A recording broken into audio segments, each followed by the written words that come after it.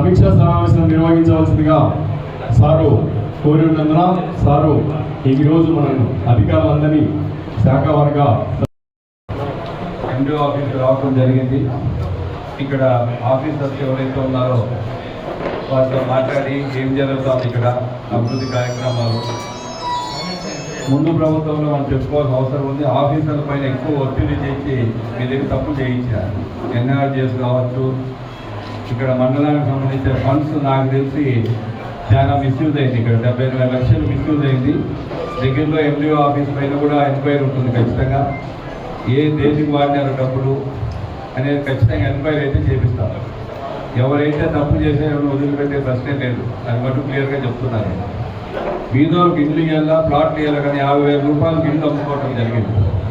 నా దగ్గర కంప్లైంట్ కూడా వచ్చినాయి. ఎవరో 50,000 రూపాయలు తీసుకొని ఇల్లు ఇచ్చినారు, ప్లాట్లు ఇచ్చినారు కలిగిర్లు అనేది నా దగ్గర కంప్లైంట్ కూడా ఉంది. కేసులు రిజిస్టర్ చేసి దగ్గరలో యాక్షన్ కూడా తీసుకుంటాం. కలిగిరిని ఏ విధంగా చేశారంటే ఒక అరాచకం చేశారు. గ్యాంబ్లింగ్, బెట్టింగ్, క్రికెట్ బెట్టింగ్, ఎవరిని వదిలిపెట్టే ప్రశ్నే లేదు. ఈరోజు చెప్తున్నా నేను. ఎన్నో ఎడ్యుకేషన్ ఇన్స్టిట్యూషన్స్ కలిగిరికి తెచ్చి వీళ్ళు తప్పుడు పండ్లు, బ్లూ ఫీలింగ్స్ లాస్ట్కి ఏ స్థాయికి తెచ్చినారంటే కలిగిరిని అంత దిగలాచినారు. ఇక్కడ ఉండే కొంతమంది వైసీపీకి సంబంధించిన నాయకులు, కార్యకర్తలు పరువు తీసేశారు కలిగిరికి.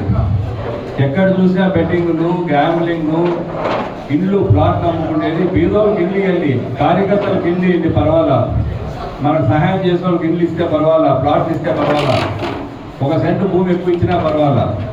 ప్రతి ప్లాటు ఇల్లు శాంక్షన్ అయిందా లేదా, కనీసం ప్లాట్ కూడా ఇచ్చేటప్పుడు జరిగింది అందరికీ. కాబట్టి ఖచ్చితంగా యాక్షన్ అయితే ఖచ్చితంగా బెట్టింగ్ కానీ, గ్యాంబ్లింగ్ కానీ, ఈ బ్లూ ఫీల్ తీసిన వాళ్ళు కానీ, తర్వాత ఏదైతే పనికిరాని పనులు, ఇల్లు ఏదైతే 50,000 రూపాయలకు ఒక ప్లాట్ అమ్మినారు, చెరువులు, గుట్టలు, కుంటలు కూడా ఆక్యుపై చేసేసారు కలిగిరిలో. ఇంకా పీలేరు సంగతి చెప్పనక్కర్లే. పీలేరు అయితే పూర్తిగా అరాచకం చేసేసారు. కాబట్టి ఖచ్చితంగా ఇవన్నీ కూడా యాక్షన్ ఉంటాయి. అయిపోయింది.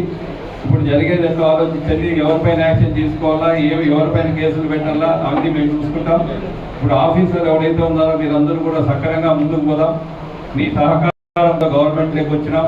మీరంతా కూడా మా ప్రభుత్వం వచ్చేదాన్ని సహకరించినారు. ఆఫీసర్లు మీరు ఎన్ని ఒత్తిళ్లకు మీరు చెప్పి పనులు చేసినా కూడా ఫైనల్గా ఓటు వేసేటప్పుడు మటుకు మీరంతా కూడా 90% ఆఫీసర్లు, అంగన్వాడీలు కావచ్చు, టీచర్లు కావచ్చు, మిగతా గవర్నమెంట్ ఎంప్లాయీస్ అంతా కూడా ఆయన చేసే అరాజకాలకు వ్యతిరేకంగా మీరంతా కూడా ఓటు వేయటం జరిగింది.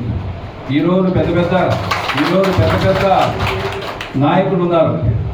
5 ఏళ్ళు నేను ఎక్కడ గన్మెన్ కావాలని ప్రభుత్వాన్ని అడగలా, నీకు కోర్టుకు పోలా. మాకు కావాలంటే గన్మెన్ ఇచ్చిద్దరు మా కుటుంబానికి. నాకు ఎంతమంది గన్మెన్లు కావాలంటే అంతమంది ఇచ్చిద్దరు కావాలంటే కోర్టుకు పోతే. నేను అడగల. గన్మెన్లు లేని పరిస్థితిలో బయటికి అడుగు పెట్టకపోతే, రాజకీయాలు చేయలేకపోతే మనకు ఆ రాజకీయాలు ఎందుకు చెప్పండి. గన్మెన్ ఉంటేనే బయటకు పోయే పరిస్థితి వస్తే రాజకీయాలు వదిలేస్తాను నేను. రాజకీయాలు అక్కర్లేదా. ఈరోజు ఎవరైతే ఉన్నారో ఇక్కడ మాజీ మంత్రి, ఆయన ఎంపీ 5 మంది కావాలంటే గన్మెన్లు రాళ్ళకు కోర్టుకు పోయినారు, హైకోర్టుకు. ఆ రోజు పనికిరాని పనులు ఒకటి గుర్తు పెట్టుకోండి. పదవి శాశ్వతం కాదు. పదవులు వస్తూ ఉంటాయి, పోతూ ఉంటాయి. ఇవన్నీ శాశ్వతం కాదు. ఈరోజు మేము అసెంబ్లీకి 9 రోజులు అడుగు పెట్టింది మా కుటుంబం. 15 రోజులు పోటీ చేసింది మా కుటుంబం.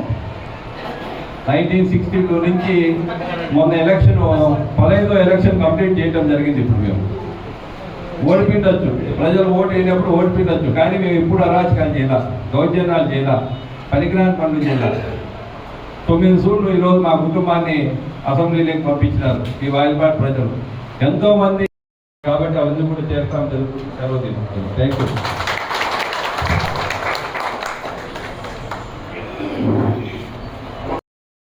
ఓటు వేసిన వాళ్ళు ఉంటారు, 10 సూళ్ళు ఓటు వేసిన వాళ్ళు ఉంటారు, 5 సూళ్ళు ఓటు వేసిన వాళ్ళు ఉంటారు, 4 సూళ్ళు ఓటు వేసిన వాళ్ళు ఉంటారు, 1 సూళ్ళు ఓటు వేసిన వాళ్ళు ఉంటారు. కాబట్టి ఏదో ఈ శాశ్వతం అనుకున్నారు. ఇక్కడ ఉండే కొంతమంది నాయకులు పర్మనెంట్ ఈ పదవులు, ఉద్యోగాల్లో ఉండి కూడా రాజకీయం చేసేది అవసరమా చెప్పండి. ఉద్యోగస్తులు లాగా ఉండాలి. రాజకీయాలు ఏం అవసరం ఉంది చెప్పండి. కాబట్టి దయచేసి మీరంతా కూడా ఎంప్లాయీస్ అయిపోయింది ఎంత ముందుకు పోవాలో ఆలోచించండి. మాకెవరిపైన ద్వేషము కానీ మీ పైన ఏం లేదు. మీతో తప్పు చేయించిన వాళ్ళ పైన అయితే ఖచ్చితంగా ఉంటుంది. మాకు ఎవరిని వదిలిపెట్టే ప్రశ్నే లేదు. హౌసింగ్ ఇండ్లు కానీ ఎవరికి శాంక్షన్ అయింది, ఎవరికి పట్టా ఇచ్చినారు, ఎంతకు అమ్ముకున్నారు, ఇవన్నీ కూడా అన్నీ తీసి పెడతాం. దగ్గరలో నా దగ్గర అన్నీ ఉన్నాయి. కలిగిరికి సంబంధించి ప్రతి ఎంఆర్ సబ్ రిజిస్టర్ ఆఫీసు ఒక పద్ధతి లేకుండా ఏ భూమి అయితే ఆ భూమి రిజిస్టర్ చేసి పారేస్తారు. కలిగిరిలో సబ్ రిజిస్టర్ ఆఫీస్లో అది అసలు సర్వే నెంబర్ అది ఏ పట్టా అసలు గవర్నమెంట్ భూమి కూడా రిజిస్టర్ చేసి పారేశారు సబ్ రిజిస్టర్ ఆఫీస్లో. కాబట్టి ఇవన్నీ కూడా స్లోగా ఈ నెలాఖరుకంతా కూడా ఫస్ట్ మొదలు పెట్టాం. అసెంబ్లీ అయిపోతే కూర్చుంటాం. ఇవన్నీ కూడా ఫస్ట్ ఆఫీసర్లు ఎవరైతే బాగా పనిచేస్తున్నారో పెట్టుకుందాం. మీ పైన మాకు సొంతంగా పర్సనల్గా ఏం లేదు. ఎవరైతే మీతో తప్పు చేయించినారో వాళ్ళు వదిలే ప్రశ్నే లేదు. నేను చెప్తున్నా ఈరోజు ఖచ్చితంగా ఏదైతే కలిగిరి మండలాన్ని కొంచెము లా అండ్ ఆర్డర్ కూడా ఎన్నో ఎడ్యుకేషన్ ఇన్స్టిట్యూషన్స్ ఆ రోజు ఉండేటప్పుడు మేము కష్టపడి మేమంతా కూడా ఎన్నో ఎడ్యుకేషన్ ఇన్స్టిట్యూషన్ తేవడం జరిగింది కలిగిరికి. ఈరోజు కలిగిరి ఈ విధంగా డెవలప్ అయిందంటే మా కుటుంబము మీ ఉండే నల్లారులు అందరం కష్టపడి ఈరోజు ఈ స్థాయికి వచ్చింది. లేకపోతే ఈరోజు కలిగిరి ఏముంది చెప్పండి, ఒక చిన్న మండలం ఎన్నుకోవటం అంతే. ఈరోజు భూములు విలువ ఎందుకు వచ్చినాయి? 1 ఎకరా కోట్ల రూపాయలు అయిపోయింది. జేఎన్టీ వల్ల కావచ్చు, సైనిక్ స్కూల్ వల్ల కావచ్చు, పాలిటెక్నిక్లు కావచ్చు, ఇంజనీరింగ్ కాలేజీలు కావచ్చు, మా గ్రామంలో సిఆర్పిఎఫ్, బిఎస్ఎఫ్, ఐటీబీపీ కావచ్చు, మా గ్రామం కూడా కోట్ల రూపాయలు అయిపోయినాయి విలువ, భూముల విలువ. అందరూ బాగుపడాలా. ఇండైరెక్ట్గా ఊరు డెవలప్ అయితే అందరూ డెవలప్ అవుతారు, వ్యాపారాలు పెరుగుతాయి. ఈరోజు కలిగిరి పీలేరుతో పోటీ పడతా ఉంది అన్నింటిలో. ఈరోజు ప్రజలు కానీ నాయకులు కానీ వాళ్ళకి ఎల్లప్పుడూ జీవితాంతం రుణపడి ఉంటా, కార్యకర్తలకు నాయకులకు. కాబట్టి ఆఫీసర్లు అందరం కూడా 1 by 1 డ్రింకింగ్ వాటర్ ఆర్డబ్ల్యూఎస్లో చాలా మంది ఉన్నారు, ఆఫీసర్లు ఉన్నారు ఇక్కడ. ఎక్కడ కానీ నీళ్ళ ప్రాబ్లం లేకుండా చూసుకోండి. జరుకోన ప్రాజెక్టు పైప్ లైన్ ఉంది. ఆ జరుకోన వాటర్ కూడా వారానికి 2-3 టైమ్స్ వచ్చేరుగా చేసుకున్నాం. కలిగిరి మేజర్ పంచాయతీ కొంచెం క్లీనింగ్ కానీ కాలువలు కానీ మంచి చెడ్డ కొంచెం ప్రక్షాళన చేయాల్సి ఈఓ కూడా కొత్త ఆయన వచ్చినాడు. అందులో ఇక్కడ ఉండే ప్రతాప్ రెడ్డి పాపము మన కోసము చాలా కష్టపడ్డాడు. ఆరోగ్య బాగా చనిపోవటం జరిగింది. అది కూడా చాలా బాధాకరం మాకు అందరికీ కూడా. కాబట్టి వాళ్ళ కుమారుడు కానీ ఆయన భార్య కానీ గాయత్రి ఎంపీటీసీ గారు కానీ వాళ్ళు కూడా చూసుకుంటారు. ఇక్కడ ఉండే లోకల్గా ఉండే మా పార్టీ ప్రెసిడెంట్ నిజాం కానీ మిగతా వాళ్ళ అన్నోళ్ళు కానీ అందరూ కూడా ఏ సమస్యలు వచ్చినప్పుడు లోకల్గా ఉండే నాయకులు అందరూ కూడా కోఆర్డినేషన్ చేసుకొని మనకి ఊరితో ఏం లేదు, అందరూ కలిసికట్టుగా ప్రజలకి ఏం కావాలో చూడండి. వాళ్ళలాగా భూములు ఆక్రమించుకోవాలా, చెరువులు ఆక్రమించుకోవాలా, ఇల్లు నమ్ముకోవాలా, అవన్నీ తప్పుడు పనులు చేసేది వద్దు. మనం బాగుపడాలంటే, మన కార్యకర్త బాగుపడాలంటే ఖచ్చితంగా చేసే బాధ్యత నాది. పద్ధతి ప్రకారమే చేసుకున్నాం.